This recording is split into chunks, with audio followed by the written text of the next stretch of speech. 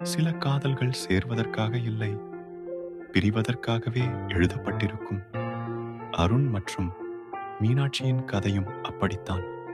கல்லூரி வளாகத்தில் ஆயிரக்கணக்கான முகங்களுக்கு நடுவில் ஒரு பார்வையில் தொடங்கியது அவர்களின் காதல்.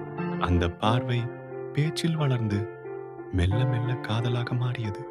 ஒவ்வொரு மாலையும் அந்த பேருந்து நிறுத்தத்தில் சந்திப்பார்கள். அவர்களின் சிரிப்பொலியால் அந்த இடமே நிரம்பியது. உலகம் அழகாக தெரிந்தது. ஆனால் அந்த சந்தோஷம் நிலைக்கவில்லை. மீனாட்சியின் வீட்டில் இந்த காதலுக்கு கடுமையான எதிர்ப்பு. ஜாதி, அந்தஸ்து என பல சுவர்கள் அவர்கள் காதலுக்கு குறுக்கே நின்றது. இந்த காதல் முடிவுக்கு வரணும் என்று அவர்கள் குடும்பம் தீர்க்கமாக சொன்னது. ஒரு மழை பெய்த மாலை பொழுதில் அதே பேருந்து நிறுத்தத்தில் மீனாட்சி அழுதபடியே சொன்னாள், அருண், நம்மால் இனிமேல் சந்திக்க முடியாது. என்னை மறந்துடு. வார்த்தைகள் வராமல் இதயம் வலிக்க அருண் புன்னகைக்க முயன்றான்.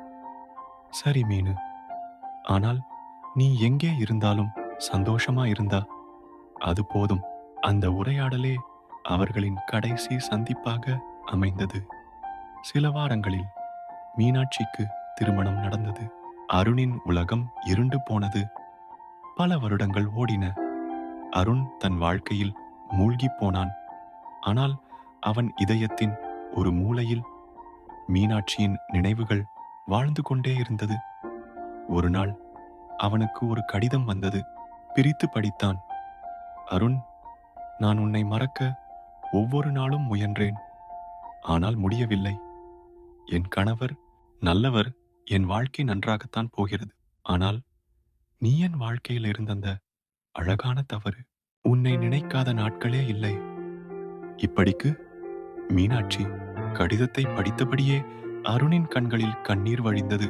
அவனுக்கு அப்போது தெரியவில்லை, புற்றுநோயுடன் போராடிய மீனாட்சி தன் கடைசி நாட்களில் எழுதிய வார்த்தைகள்தான் அவை என்று. அந்த கடிதம் அவனுக்கு கிடைக்கும் போது அவள் இந்த உலகத்திலேயே இல்லை. சில காதல்கள் கடைசி வரை சேராது.